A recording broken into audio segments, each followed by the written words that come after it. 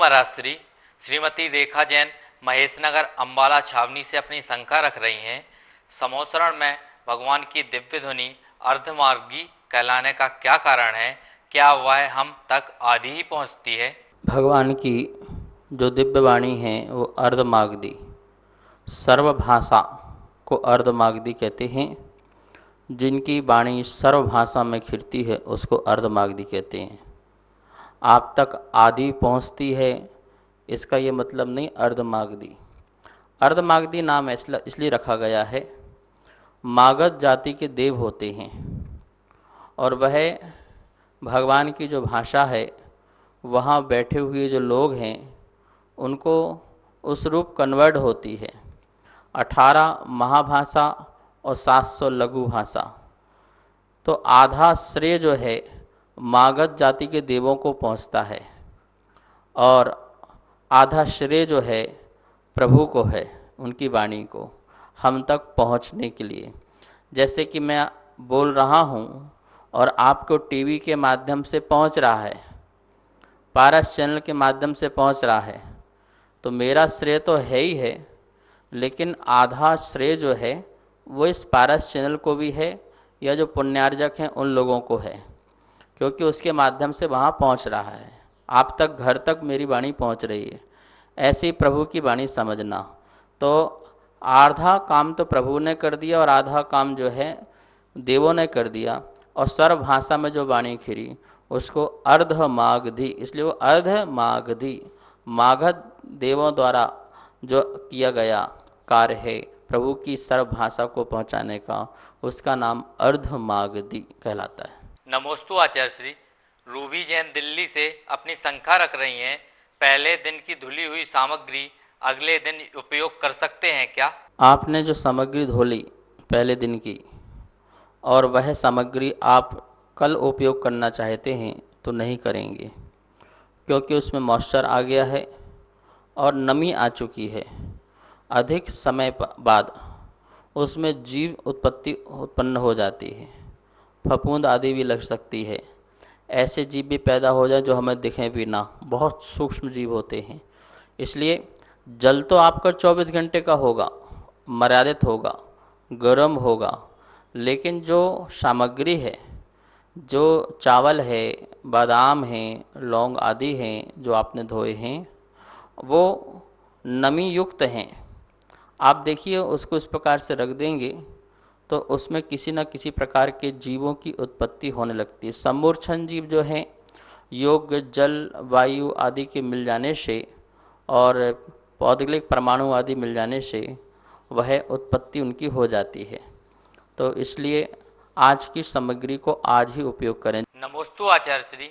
ऋखवचंद मोदी इंदौर से अपनी शंका रख रहे हैं, जो यह कहते हैं कि उपवास, व्रत काया को नष्ट कर देना शरीर का नाश है, चतुर्थ काल के मुनि ही पूज्य हैं, ऐसे पंडित को कैसे समझाएं? हमें किसी को समझाना नहीं है, हमें स्वयं समझना है। महावीर स्वामी किसी के बदलने पर विश्वास नहीं करते, बोले स्वयं बदलो, आप स्वयं समझो, आप स्वयं अनुभव करो। हम उसी को समझाएं जो समझना चाहता है, अन्यथा सामने वाले की भी कषाय और आपकी कषाय भड़केगी, बैर भाव बंधेगा। वो समझना चाहे तो समझाओ, अन्यथा समझाने की आवश्यकता बिल्कुल भी नहीं है। रही बात चतुर्थ काल में मुनि होते हैं, पंचम काल में नहीं, तो ये आगम के विरोधी लोग हैं। भगवान महावीर स्वामी की वाणी के विरोधी हैं और महावीर स्वामी के भी विरोधी हैं, जिन आगम के विरोधी हैं। भगवान महावीर स्वामी कहते हैं, पंचम काल के अंत तक भावलिंगी मुनिराजों का सद्भाव होता है। अब ये वाणी का जो नकारता है, मना करता है, पंचम काल में ही कुंद हुए, समंतवध हुए, पूज्यपाद हुए। आज जो लाखों ग्रंथ हैं जिनके नाम लेते हैं वही पंडित गण, जिनको उन्होंने देखा नहीं है। क्या उन्होंने कुंद की चर्या देखी? क्या उन्होंने समंतवध स्वामी की चर्या देखी? क्या अन्य आचार्यों के जो ग्रंथ है, जिनसेन, रविसेन आदि जितने आचार्य हैं, क्या उनकी चर्या देखी? सिर्फ ग्रंथ ही तो देखा ना, ग्रंथ देखा। और तुम मानते हो नहीं मानते हो पंचम काल के साधु को? मानते हैं ना। उनकी चर्या नहीं देखी पर ग्रंथ देखा। अरे आज तुम चर्या देख रहे हो, ग्रंथ नहीं देख रहे हो उनके साधु के। उनने चर्या पालन अच्छी नहीं की हो, ग्रंथ अच्छा लिख दिया हो, और लिख सकते हैं, कोई दिक्कत नहीं है। अभव्य मिथ्या दृष्टि जो है वो भी भगवान महावीर या जिन आगम की वाणी को पढ़ करके बहुत सुंदर सुंदर ग्रंथ लिख सकता है, तो क्या वो हमारे लिए मान्य हो जाते हैं? मैं ये नहीं कह रहा कि कुंदकुंद स्वामी आदि की चर्या बढ़िया नहीं थी, मैं आपको एक तर्क दे रहा हूँ। तो आप ग्रंथों के जो आचार्य हैं उनको तो स्वीकार करते हैं, जो कि पंचम काल में जन्म लिया उनने और ग्रंथ लिखे, और जो अभी पंचम काल में जो आपके साक्षात साधु हैं उनके प्रति आपको दोष निकालते हैं। उनमें आप बोलते हैं इनमें कमी है, उनमें कमी है, यहाँ नहीं रहते, वहाँ नहीं रहते। ये सब क्या है? ये सिर्फ आपकी बहुत बड़ी विडंबना है। एक ऐसा व्यक्ति आपके धर्म में प्रवेश करा जो स्वयं ही इस धर्म का विरोधी था, और उसने तुमको मुनियों के खिलाफ किया और तुम मुनियों के खिलाफ हो गए। जिसने स्वयं ही असंयम पूर्वक मरण किया, जिसका स्वयं ही मरण डॉक्टरों की शरण में हुआ, परमात्मा की शरण में नहीं हुआ, वह व्यक्ति तुम्हारे लिए कैसे आदर्श हो सकता है? एकांतवादी, नियतवादी, मिथ्या दृष्टि कहलाते हैं। ऐसे लोगों की बात सुनकर के हम जो हैं प्रभावित हो जाते हैं। तो मैं यही कहना चाहता हूँ, आप वस्तु स्वरूप को समझो और अपने स्वयं अनुभव करो, आप समझ जाइए, सब ठीक हो जाएगा। नमोस्तु आचार्य श्री। कमल जैन सीसी कॉलोनी दिल्ली से अपनी शंका रख रहे हैं।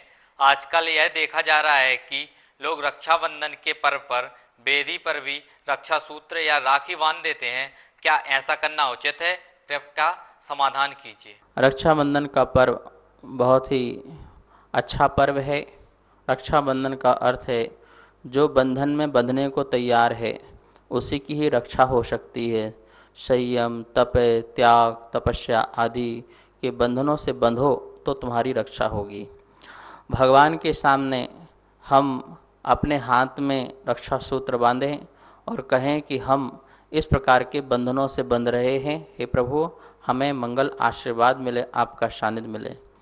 और हम भगवान को तो बांध नहीं सकते हैं, गुरु को बांध नहीं सकते हैं, तो हम क्या करते हैं, चौकियों में यहाँ पर टेबल में रख देते हैं और एक संकल्प ले लेते हैं कि हे प्रभु आज से ये मेरा नियम, हम जिन शासन की रक्षा करेंगे, मतलब कि हम जिन शासन के लिए समर्पित रहेंगे और अपने नियमों की दृढ़ता से पालन करेंगे, यह सूत्र हम यहाँ पर रखते हैं। जैसे हम सामग्री चढ़ाते हैं, सामग्री चढ़ा के संकल्प लेते हैं, क्षुधा का हम त्याग करेंगे, काम का त्याग करेंगे, वासना का त्याग करेंगे। इसी प्रकार से रक्षा सूत्र भी है।